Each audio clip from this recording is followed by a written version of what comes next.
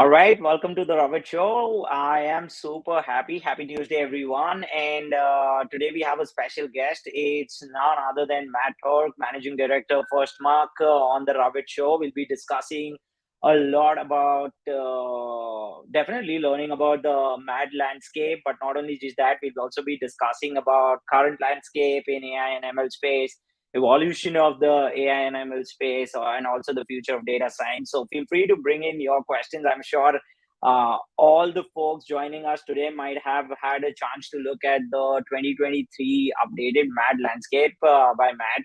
So can't wait to get into it, ask some difficult questions to Matt if I can. But that's the idea. So feel free to jump in, have your questions coming in for Matt. What we'll be doing is also very cool giveaway during the show, which we usually do. So not anything new for the folks joining. You can type in hashtag the Ravit Show in the chat, and towards the end of the show, what we'll be doing is announcing a winner who gets the swag across globally. So feel free to type in hashtag the Ravit Show in the chat, and we'll get the ball rolling. So now it's time, without any further ado, let's bring up our guest here.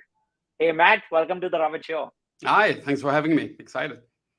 Yeah, super excited to obviously ask you some difficult questions. But first of all, congratulations on the 2023 MAD landscape. I think every year as we progress in the data science and ML AI space, we see the landscape going bigger and bigger. Definitely, we'll be talking a lot about it. And for those actually who didn't have a chance, which I think is difficult to not have a chance to look at the MAD landscape, what I'm doing is just sharing the interactive version of it in the chat. So what you can do is have a look at it. If you feel any instant questions that you might have for Matt, you can pick them up for sure.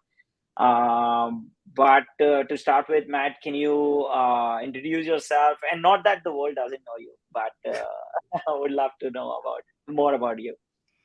Yeah, appreciate it. Look, so I'm a partner at FirstMark. FirstMark is one of the rare New York native venture capital firm. Started maybe 12 or 13 years, depending on how you count, at a time when the idea of starting a venture capital firm in New York was still considered a little odd. There was this perception that you really had to be in Silicon Valley to start not just a venture firm, but a top-tier venture firm. So the bet at FirstMark was, no, actually, we think that you can build and practice the art of venture capital from anywhere, but certainly from New York. So that's FirstMark. We most recently raised a little over $1 billion in new funds last year. 5 partners, and we sort of had this interesting moment in time when a lot of the early bets and a lot of the early hard work has started paying off pretty nicely. So on the back of early investments at Pinterest or Shopify or Airbnb and Carta and Discord and many of those, things have been accelerating quite nicely. So that's FirstMark, and I've been at FirstMark 10 years. It's actually 10 years today. So this is a special day. It's like I'm fully expecting that after this I'm going to get like a nice gold watch from my colleagues, or at least some cube, some like plexiglass cube, something like that. Congrats, Matt. It's amazing. 10 years is huge. So definitely you guys are making that right mark, and with your contributions, we can see that. So thanks for sharing that background. And also, my curious question is definitely about behind the scenes and, how you put the MAD landscape all together. Like, how did it start? What was the idea behind it, and how's it going now?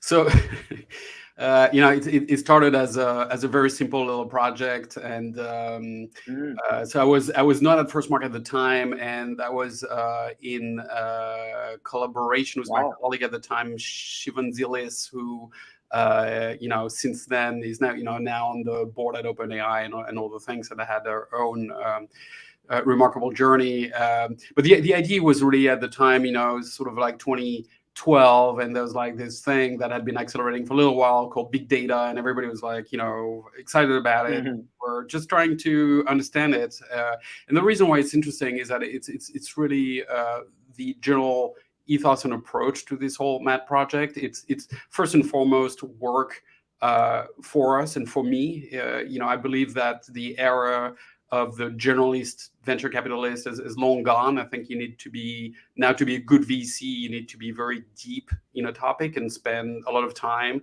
and do the work.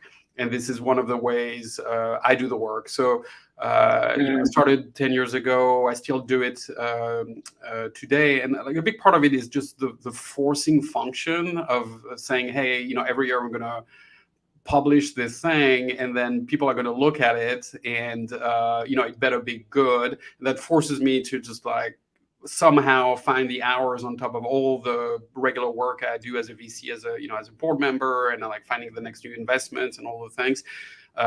Just carve out the many hours to just go deep, read all the blog posts, listen to all the podcasts, have conversations with a bunch Wow. of folks, and then like put that in the world. And what's really cool about it is that it's a communication thing. It's like a two-way, almost like open source kind of approach. And then like people get back Mm. a lot of comments, and then I learn from the comments, and so on and so forth. So ultimately like a labor of love, and something I would do for me mostly, that I decide to like open to the community. And it's been sort of amazing like how many good things have come out of it.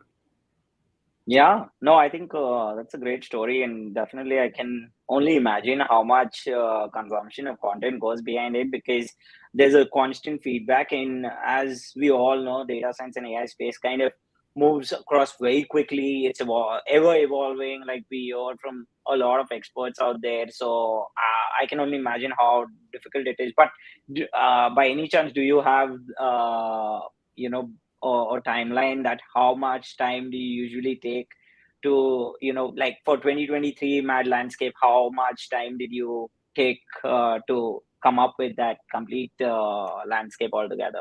I don't. I think if I actually kept track of the time, I would probably not do it again. But it's so me Yeah. personally, hundreds of hours. Like I'm sure over 500 easily. Oh And then my. it's a team. Yeah. We have my colleague Kevin Zhang, who worked on this year, and my my EA Katie Mills is the unsung hero of this whole effort, where she's the one who collected just like hundreds and hundreds of logos. Wow. It's several of us, but look again, like the work is sort of the point. It's doing the work is um, what matters most here in terms of like the benefit I get. So if I Yeah. outsource this completely to somebody else, then I would not learn as much, and that would defeat the purpose. Yeah, no, I think that's definitely you said it very right that if you start counting the hours, maybe then you might not do it again, and because it's such a long process, in obviously with ever evolving landscape, it kind of, till the last minute, I'm sure that there might be logos coming in that, oh, this is the new logo which has come in just yesterday, and this company is doing pretty well, and you might be adding to the, the landscape. But another, just a follow-up question, so do you have like any qualifications that you look at when you are adding the logo to the landscape? What's the what's the benchmark for any of the company to get on the landscape? Yes. So there is a methodology for sure. I Hmm. described some of it in the blog post. If anyone is curious, you just go to Matt Turck, MattTurck.com /Matt 2023. The key idea here is that, especially compared to prior years, it's a very opinionated Hmm. kind of document, because we have, I think the number is 1,416 logos, 16. But the reality is that we could have at least as many, so twice as many, and probably a lot more than that. So there's just like no way we're going to be able to like have everything on one chart. So we have to make decisions, and when we make decisions, it's largely based on what we think is interesting, which is a combination of different things. And this year, for the first time, we started featuring a lot of very early stage companies, which was not the case before that. So in prior years, we had a bias towards featuring companies that had been around for a while, often had raised a bunch of money or had strong revenue, and that was sort of the default mode. But this year, in particular, to make room for this whole new generation of generative AI companies that, frankly, were not around 9 months ago, we decided to sort of change the approach and just like feature companies that we thought were interesting. So the flip side of being opinionated is that, by all means, it's not meant to be, we don't claim that it's a perfect document. We know that there's a lot of companies that are interesting that somehow we didn't include. But again, that's where this has been a fun conversation, because I can guarantee that whoever was not on the landscape certainly has told us that, and we very much welcome comments. We actually have an email address, which is mad2023@firstmarkcap.com, where people are welcome to send thoughts, comments, suggestions, and complaints. Everything is welcome, and we will soon have another version of this. We're not going to have 20 versions of the 2023 landscape, but we'll probably have another version or two in the next few weeks once we've digested all the comments. So we're not completely done. So people should feel free to send some comments to that email address, mad2023@firstmarkcap.com. Okay, that's pretty interesting. For those who are listening, for sure, this is your opportunity. You still have a chance to be on the Mad landscape, and I know for a fact someone in the audience also I can see is Scott Taylor, and he had put out the Mad landscape, and he was obviously put it out with the meme, which was very cool. And that's where when looking at the Mad landscape, I was like, Scott, we need the media companies in here as well, such as the Ravit Show, Meta Consulting, Sanjmo, and that could be an interesting fit because it can somewhere we are all focused towards the data science and AI communities, and that's how we are growing. And so that's something obviously I'll go and type in and send out an email to Matt. But for those joining us, definitely don't hesitate. It's your opportunity, and any good feedback obviously brings in more valuable insights for the community as well, because the Mad landscape does help us to understand closely how the space is evolving, which space is getting hotter. So I think that's very helpful. And we also have a comment here from Scott. Scott says just mad about seeing you tomorrow in NYC. So yeah. Like for anybody that happened to be in New York tomorrow, I also the Mad landscape is like one of my sort of labors of love, but like I have another thing that I've been doing for 10 plus years called Data Driven NYC, which is basically the biggest data and AI meetup in the US. So it's like a community building effort. And the event is the March event is tomorrow. You can find us on eventbrite.com if you happen to be in New York, although the event is pretty sold out. But as people cancel, which inevitably happens in the last few hours, sometimes spots free up. So that's cool. And you can find not to like promote my my stuff, but you can also find us on YouTube. We have a Data Driven NYC channel where like all the talks from the last few years, and over the years we've had some pretty awesome people, almost as cool as the Ravit Show.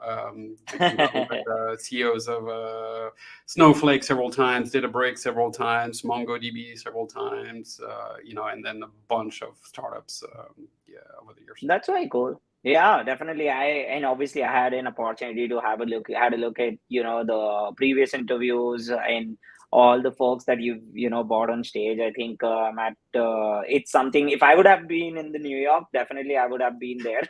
But, and does it happen just once in a year, or is it No, like every every month. quarter, every month? Oh, wow, Yep. that's very cool. Yeah. Awesome. We've done So, and 100 and what's the latest number? 115 events total. oh Yeah. wow, that's huge. So, pretty cool opportunity for those who are in the New York. You get to obviously come closer to the community, and obviously nothing better than in person. And also, you get a chance to go and get a autograph of Matt out there on the Mad landscape. Yes. So that Very, would be very pretty exciting. cool. Also, we have a comment here from Dylan. He says, Ravit, you're making Matt sweat. He has no room for another section on the Mad landscape.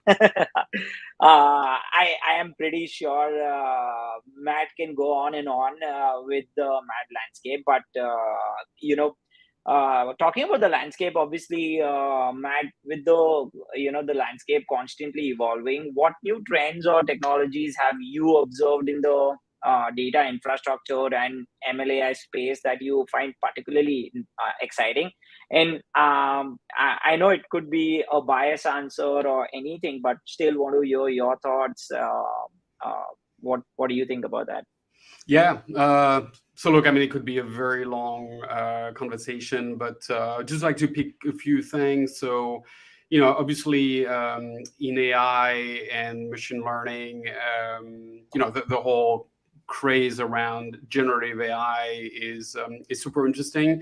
And look, we could talk about generative AI like for endlessly, but what the questions that I find interesting, or sort of the trend slash questions, are one, is there a new stack coming up for generative AI? So certainly there's Hmm. like all the whole new generation of AI research labs, and providing APIs and all the things, but that's very clear. The question is, for companies in particular to do their own flavor of all of this, Hmm. do they need, in addition to the research lab APIs, do they need a stack? And there's a trend around vector databases that seems to be accelerating. Right. One of the new categories we added to the landscape this year. And vector databases being databases that are particularly good at handling unstructured data and like all the things. And then is there something that needs to be on top of vector databases? And there are companies emerging, and some deals that were announced, from LangChain to Dust, and those are very new companies, but they're sort of providing those Lego blocks, if you want, on top of databases, and on top of the OpenAIs of the world, to enable companies to leverage LLMs. How thin or thick that layer is sort of unclear. Everybody's super new, Hmm. kind of figuring it out. But that's interesting, right? Is there an emerging new stack around machine learning and AI? So that's one thing. The second question is, can you build generative AI companies as applications? And there's like Right. a lot of discussion, and a lot of people saying, well, are you just a thin layer on top, so on top of OpenAI, and therefore you're not defensible, and all the things? Or is OpenAI and everybody else going to basically kill the opportunity, and eventually will be, OpenAI will become Jasper, will be able to write all the emails and like all the things. And I have a more optimistic sort of perspective on this. I think there's going to be plenty of opportunities. I think in particular, there's going to be plenty of opportunities around building sort of enterprise specific or industry specific versions of LLMs and generative AI. And there's a lot of like old dreams that Many people, including like me, because I was a founder at some point, have been pursuing for a long time, like this general idea of like the sort of intelligent, automated enterprise where you have something that goes into all the repositories and extracts data or moves data around and makes the querying of that data super easy so that you get not just data, but information, right? So there's like a trend around sort of text to SQL. There's a trend around enterprise search, which are, two sides of the same coin. And I think all of this is interesting. So my short answer is yes, I think there's going to be plenty of opportunities around building generative AI companies. And I'm certainly excited for it. So that's machine learning and AI. For data infrastructure, and stop me if I'm going too long here. For data infrastructure, I think it's a little bit of a different kind of vibe, almost, for lack of a better word, where generative AI, like that's the one bright spot in an otherwise pretty scary general startup landscape. And we're doing this a few days after the whole SVB thing, so that's like, it was like another reason why it's been a tough time in the startup world. So generative AI escapes that, but I think data infrastructure is more like sort of caught into this whole like sentiment around startups and technology and bear markets and all the things. And data infrastructure went through like 2 or 3 just crazy years of like company creation, lots of funding, and I think we're now at the beginning of a digestion phase of all of this and potentially consolidation. So we'll see what happens. But look, regardless, I think data infrastructure is still a very interesting space, and there are certainly trends I'm excited for. I think there is one trend that I think is essential, which is sort of simplification. If there's one thing that the data landscape, the Matt landscape shows, is that it's just like a crazy ecosystem of like 1 million companies, 1 million products, and you need to like stitch everything together, and you got like very specialized product to do a certain things, but like not everything works together, and just figuring out how everything needs to work then becomes a question of technology, but also very much people and processes, and then you get into data fabric and data mesh and all the things, and all of this is a reflection of the fact that it's all super complicated. But I think there is a trend towards things getting simpler, which I find really interesting. So in the database world, there's the continued emergence of what I would call data abstraction layer, and I don't know if that's exactly the right term, but basically this idea that if you're a programmer, you should not have to worry about like your backend, and you could have just like a serverless thing that, by the way, is not going to be serverless for like time series or serverless for graph or serverless for OLAP, but like something that does a lot of all the things, and maybe not at the 100% the same level of precision and quality that if you had a pure play kind of thing, but like as a solution, something that just abstracts away the complexity. I think that's really interesting. I've to be the VC that plugs his companies. I've a company invested in that space recently called SurrealDB, which is exactly that. It's sort of an abstraction layer for like graph and document that seems to be getting a tremendous amount of traction, which has been really fun. But there's like different parts. There's the Alloy DB from Google. That's really interesting as well. This intersection of transactional and OLAP. The fact that those two worlds have grown up in completely different corners. And have their own stack, and you have like the whole like modern data stack on the OLAP side, and all of the things that's just complicated. Can you simplify that? I find that very interesting. And then same thing with like real time and batch. Yes, like those are different constraints from a technology standpoint, but if you're a user, ultimately you shouldn't have to worry whether something is like real time or batch, and can there be a convergence of those two things? And same have a an investment in the space company called S3, which is going in that general direction.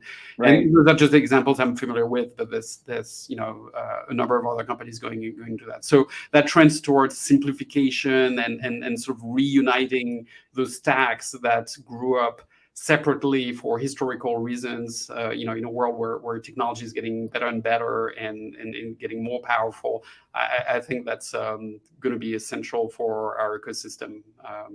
It's always something in tech. There's bundling and unbundling, and it's always True. there's different waves, but it feels like through market consolidation and through those technology trends, like there's more of a general trend towards bundling at this stage, which will help sort of reduce some of the costs. Although you could argue Yeah. that in other parts of the ecosystem, there's unbundling anyway. That's the gift that keeps on giving, right? Yeah, it's more about, and you rightly mentioned about more, simplifying.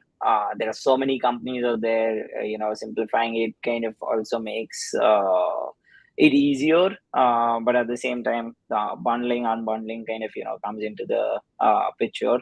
So you also mentioned a little about obviously the generative AI, and I'm sure audiences joining us today are also always interested to learn about this space with ChatGPT. Obviously, things have become so intriguing about this space, and then. But yeah, before I ask you a little about generative AI, obviously I wanted to learn about your thoughts on ChatGPT. Have you been using it, and what do you think about it? Yeah, no, for sure. I've been using it relentlessly, and it's just absolutely amazing. Absolutely amazing. I think look at that. Whether you've spent a lot of time in the space or not a lot of time in the space, what was magical about this is that we all had the same reaction, which Yeah. was it really felt like one of those moments in technology when you literally interact with the future. So, for people who are old enough, like the first time you used Google back in the day, like in 1999 or whatever, it's just like, oh, this is like this fast. So Or you true. use the iPhone, and it was just dramatically different and better than anything else that had existed. So I'm a huge fan, and I'm a huge believer in this whole wave. So look, for sure, like I've been at FirstMark for 10 years, and in 10 years that's basically my third hype cycle of AI. So like Yeah. the things like come and go, and you should take everything with a little bit of a excitement, but also distance. That like right now we in the phase where generative AI can do no wrong, and like very soon there's going to be some kind of backlash, so like brace for it. But like right now in this incredibly exciting phase, and yeah, I'm a big fan and big believer. Okay, fantastic. Yeah, you mentioned it right that with the hype cycle, obviously, there's something that always backfires later when it's about AI. But still, there has been massive progress. That's at least what I see in terms of when the ChatGPT came in. This is one of the phenomenal things, and not like it's not something that it's just a bunch of people getting excited about, but everyone in the space is now excited about what ChatGPT has done and how the generative AI space is moving. But Yeah, that also brings and now me we're like we're to a couple of days away or whatever from GPT-4, four. Oh which is my, like yeah. even more exciting. Yeah, exactly. And I've been hearing a lot of comments from experts that it will be mind-boggling. It would be way better, way faster than what ChatGPT 3 is. It will have many more features. So can't wait to try. Yeah, definitely looking forward to that one. But Matt, that brings me to another question, which is, and we have a few questions coming here from our audience as well. And just I am promising my audience I'll take those questions. But with the rise of generative AI and its exponential acceleration, do you think we are in a mini bubble as well? Like, what implications might this have for the industry and for society as a whole? Any thoughts there? Like you mentioned, there might be some, but anything Yeah, that you have in mind specifically? yeah. I think we're definitely in a mini bubble, and Hmm. uh, look, it is what it is. But I think it's a mini bubble that's sort of both inevitable and somewhat justified. Meaning, yes, Yep. there's hype, but equally, it is truly exciting, and there is a really strong chance that it is the new platform shift we've all been waiting for. So you'll hear every VC talk about how we went from the PC to the internet to mobile, and every 15 years there's a new platform shift, and I think a lot of people were hoping that it was going to be crypto and Web3, and on that Hmm. one the Yeah. jury's out. But for me, generative AI or AI in general does feel like that new platform shift. And again, it's been a number of years in the making, but I think we're sort of there now, and everybody can feel it, right? That's like when you have something that's sort of exponential in front of you. A lot of Yep. people in the ecosystem, whether they are developers, founders, or VCs, sort of perceive it very strongly. So that, I think the hype is justified. So now, look, we're all the things that happen in bubbles are there. There's we back to just crazy valuations on very new and unproven companies.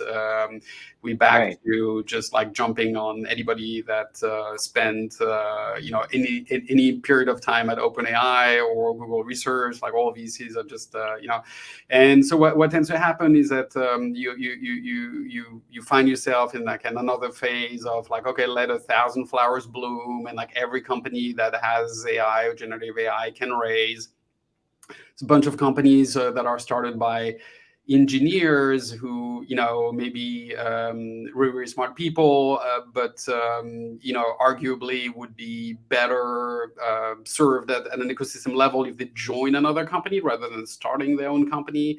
And of Mm. course, like what's really difficult is like you don't know who's who, but that tends to happen. So you end up with like you go from excitement to everybody gets funded to too many companies to inevitably a cycle of consolidation, and that typically takes several years to play out. So we're in all of that, but I'm saying all of this with love, because I do think it's a wonderful area to be in, and I'm very excited for it. But we're in the craziness phase now, where every person gets funded, every half-baked project, you have a bunch of VCs circling around. You do have a bunch of VCs that are very opportunistically jumping on this as the next thing, and I like to joke, but and it's not actually really a joke, but like people that were like all about Web3 6 months ago, who are now like all about generative AI. So there's all the things happening, but I think at an ecosystem level, I think that's fundamentally positive.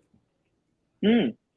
No, I think definitely what you mentioned makes all sense. But in the last 2 or 3 months, did you like, obviously coming from a VC's point of view, did you also get a lot of requests coming your way around such startups which are now we are all chat GPT, we have generative AI applications in place, we have the layer in place, Oh, for and we are sure. trying to build this. Yeah, for sure. Anything that you would want to share on those lines? No, look, it's easy to be cynical about those things, but again, like I think it's all great. But certainly, there's been like a massive amounts of companies that certainly are AI companies, and companies that were rebranded as AI, and it's all fine. just like, you know, from the perspective of like somebody like me, it's very transparent and very easy to see who's truly an AI company versus not an AI company. And by the way, for that latter category of companies that are not AI companies, and by that I mean companies that basically leverage AI or as part of what they do, I think it's perfectly fine. I think you can build great sort of AI enabled companies that you know, leverage AI as a feature, AI as a feature somewhere in their platform, somewhere in their offering. And I totally get why founders would want to position their company as an AI company, even though they're not truly an AI company. But that's fine. You know, you can be like a SaaS company that happens to have a little bit of AI, and if what you do is interesting, and you know, you think you can build the kind of compounding you know, competitive advantage that we look for over years and high growth, I think that's totally fine. You don't need to be an AI company to be interesting. But if you're going to claim to be an AI company, then you know, people like me, we're going to want to see you know, that's going to be very apparent in the team. And if you don't have, you know, people with like deep backgrounds in AI that are core team members, then clearly you're not an AI first company. And so some of this is semantics, right? But like for me, there's AI first companies, and then there's like AI enabled companies, and again, both are fine, but they need to be recognized as like different animals. Yeah, no, I totally agree in terms of, you know, where a lot of companies might say that we have an AI background, and if you truly have, I'm sure there are you know, leaders or, you know, folks who have wide experience in AI. Then definitely people look at Yeah, you that look, way. it's pretty clear. Again, like you know, not to plug my companies, but like those are the companies I truly know and understand. Like if you look across my portfolio, a private investor in a Mm, company called Ada, which is you know, an automated customer experience company that's basically mm. started as an AI chatbot. Well, they have an AI research team. I'm Oh an wow. investor in a company called Hyperscience, which is automating data entry for Global 2000 companies and the government, you know, sifting through massive amounts of Wow. you know, short form documents and all those things. Well, they have an AI research team. There's like a VP of Mm, AI. There are like multiple, you know, ML researchers. And I'm an investor in a company called Synthesia, which is generative AI for videos. Well, they have an AI yeah, research team, right? And two of the four co-founders are AI professors. So that's the kind of DNA which, in my exactly. opinion, truly separates AI first companies from companies that are powered by AI. Yeah, no, I think totally in one of the companies that definitely, as a marketer that I also use is Synthesis AI. I could go out there. It's so fun. And from day one itself, they've been doing amazing jobs in terms of, you know, putting out the true demonstration of what AI and how it works, and that accuracy when, you know, you're going out and asking an AI model to actually build human like person to, you know, speak about something which you want the world to know about, and creating videos out of it is fantastic. So Matt, I didn't know about it, sorry about that, but truly coming from the right investor, so that's amazing, Matt. All right, I'll quickly jump on to a few questions from our audience here. So quick question from Sanjeev here. He's asking, any idea how many tools are available in the world right now in the data world? I don't. Thousands. Now, Fourteen hundred eighteen. which Yeah. is exactly my point around simplification, is that it's just impossible if you put yourself in the shoes of a data engineer or data analyst or data scientist. It's just like too many tools, because it's not just a question of like knowing about the tool or even selecting and buying the tool. Then you need to become proficient at the tool, and people have only so many hours in their days, and it's just not sustainable. Yeah. And And having said that, like the irony of this is that like in some ways the data infrastructure stack is still, you know, immature. There's still tools missing around, you know, QA, and like if you look at what regular software engineers have at their disposal, And when you look at what data engineers or machine learning engineers have, there's still like a big gap in terms of like the maturity and the quality of the tool. So there's still room for more tools, as crazy as it sounds. Yeah, awesome. Thanks for that question, Sanjeev. Also, quick question here from Dylan. So Dylan is asking, are there any resources, books, blogs, newsletters that you think do a good job of demonstrating how everything interrelates within the data ecosystem, other than your landscape, of course? Um, yeah, so look, there's a number of resources that I consume on a Hmm. regular basis. I don't know to which extent they demonstrate how everything interrelates, but like I think that's interesting. I'm a big fan of Ben Stencil, who's Yeah, one of the co-founders of Mode, and I think he has I think his Substack is, I want to say benn dot substack.com. right. I think he has some like really well written, interesting takes. So that's one resource I like. I think the folks at DBD Labs do a good job between their podcast and their weekly newsletter. Um, I find myself consuming that on a regular basis. There's a bunch of podcasts that I listen to on a regular basis. Certainly, Nice. all the Tobias Macy podcast, data and what is it called, data engineering podcast. Data engineering podcast, He has right? like the machine learning podcast now. In machine learning and ML, I like Twimmel, the Twimmel podcast, This Week in Machine Learning. I listen to that on a regular Right. basis. What else? Recently, like in machine learning and AI, I like the Jack Clark thing, whatever that's called. Open, maybe I forget, but he has some interesting roundups. JackClark.net or something. And Uh-huh. what else? So this is a guy I discovered recently who I think didn't have anything up until a few months ago, but like does like a daily roundup that's called Ben's Bites. Hmm. I look at this every day, and like the thing is, generative AI, as we all know, is like every 5 minutes it's something else, something new. So he does a good job at capturing everything, Ben's Byte. So anyway, Nice. of the top of my head, those are some of the resources. In addition, of course, to the Ravit Show. Oh, thanks, Dylan. Thanks, Matt. Thanks, Dylan, for that question. I get a plug from Matt, so I'm happy with that. But definitely, a few of those names I follow as well. One, Ben Stansil's podcast. A Substack is definitely one of the places where you can visit. I've put the link in the comment, and obviously, the data engineering podcast is another one, which is quite interesting. You kind of get a lot of insights. Yeah, Scott Taylor, you also and and and mentioned, and, have and, you?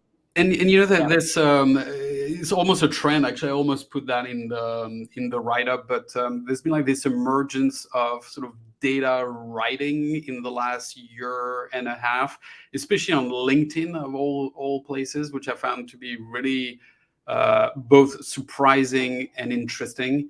And there's Mm, there's a bunch of of folks writing super interesting stuff. There's Chad yeah, Sanderson, yeah. who's done some really good stuff.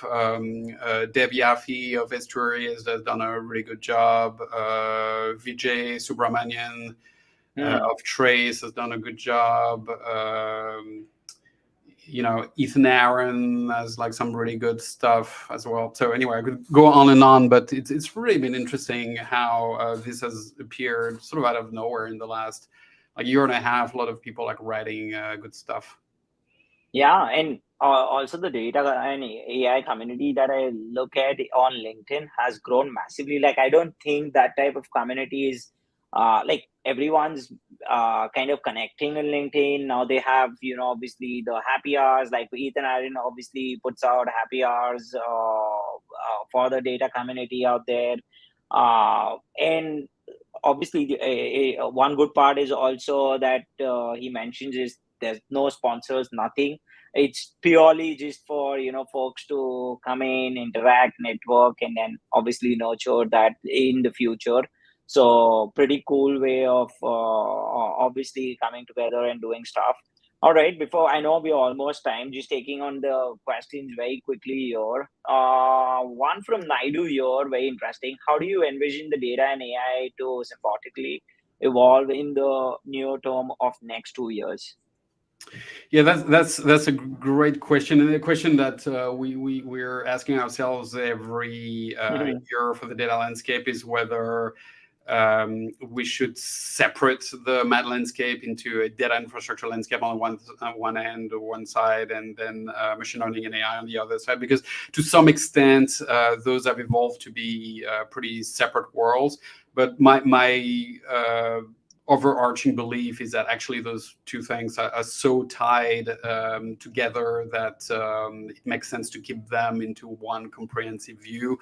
And Mm, as we all know, what really created this resurgence of AI back in 2012, over 10 years ago now, was really feeding massive amounts of data to deep learning algorithms, which had been around for a while. But what really made the difference was, just pushing a lot of data into them. And I think data is still the key thing that powers machine learning and AI. So I think the things work together. And then it's a little bit of seen from the perspective of VC, it's a little bit of a push and pull. And data infrastructure was super hot 2 years ago, and now it's less hot because that moment has passed. And now generative AI is super hot, and that moment will pass as well. And it ebbs and flows, and obviously hype and what's hot kind of matters, but also fundamentally doesn't matter. But I think those two things are joined at the hip and will continue evolving together. yeah, I totally agree. Thanks for that question, Naidu. Great insights as always. Before we jump on to the next question, definitely it's time for us to announce the winner. And this is a very cool giveaway that we do every time. Sometimes our swag, sometimes if the companies feel we want to give away something more interesting stuff. So this is how we do. We have already the entries in. And here we go with the cool draw. So it automatically picks up who has written hashtag the Ravit Show in the chat. So let's see who the winner is, and it is Scott Taylor. Wow, amazing, Scott! Definitely, you win again. Once you had the cookware of the Ravit Show, but now I'll have to send you the swag. Maybe the new hoodie is coming your way. So I have your address already, Scott. So I'll send that across your way. But Matt, again, one last question for you. If folks want to reach out to you, you mentioned your email as well. But if they want to reach out, learn more about FirstMark, what are you doing in terms of wearing the VC's hat, if they want to, obviously reach out and learn more about other stuff as well, where can they reach out and do that? Yeah, so people should feel free to email me for sure. You can reach out to me on LinkedIn as well. I get a little too much stuff on LinkedIn, so I sometimes it takes me a little while to get back to people, but I do check LinkedIn messages now, which was not true last year, but LinkedIn has become interestingly, to the earlier point, something that you cannot ignore anymore. So like I do look at Wow. my LinkedIn DMs. Yep. A little bit of a jungle, but yeah. And you can connect on Twitter. I'm at mattturck.com. I'm reasonably active there. And look, I do this job and I do all the things to connect with folks. So like that's the idea. Sometimes I'm a little jammed in terms of like bandwidth, but like in general, I try to connect with folks, respond to folks reasonably quickly as much as I can. So I'm very open to conversations. Awesome. This is great opportunity for the folks who are joining us. So now you also know Matt does notice LinkedIn. So if you put out good content, definitely you'll be soon noticed by Matt, and you get a shout out as well, which is not often that leaders do very quickly. So you have that chance, and also to all the while going through the mad landscape, obviously there were a lot of media companies who are my friends as well. So all the media company folks talk about Sanjmo, talk about myself, the Ravit Show, talk about Scott Taylor, who's also in the audience today, Meta Consulting. We should go out and write an email to Matt and his team to add a good landscape for the media companies covering a good ground for data and analytics space. That would be interesting. So Yeah, we'll yeah, do that, Matt. yeah. I mean, the thought did cross my mind, like at some point, but as someone observed, like this little bit of a real estate, constraint. But yeah, it's an interesting thought. I like it. Awesome. Amazing. Matt, thank you again for your time. It was such a pleasure having you on the Ravit Show. I can't wait for very early to say, but Matt Landscape 2024, which is going to be definitely No. longer, bigger, crazier, and definitely looking forward to meet you in person and do another round of the Ravit Show with you very soon. Thank you again. Thank you so much. We appreciate it. Thank you. Thanks again for joining us, our cool audience today. We'll see you soon.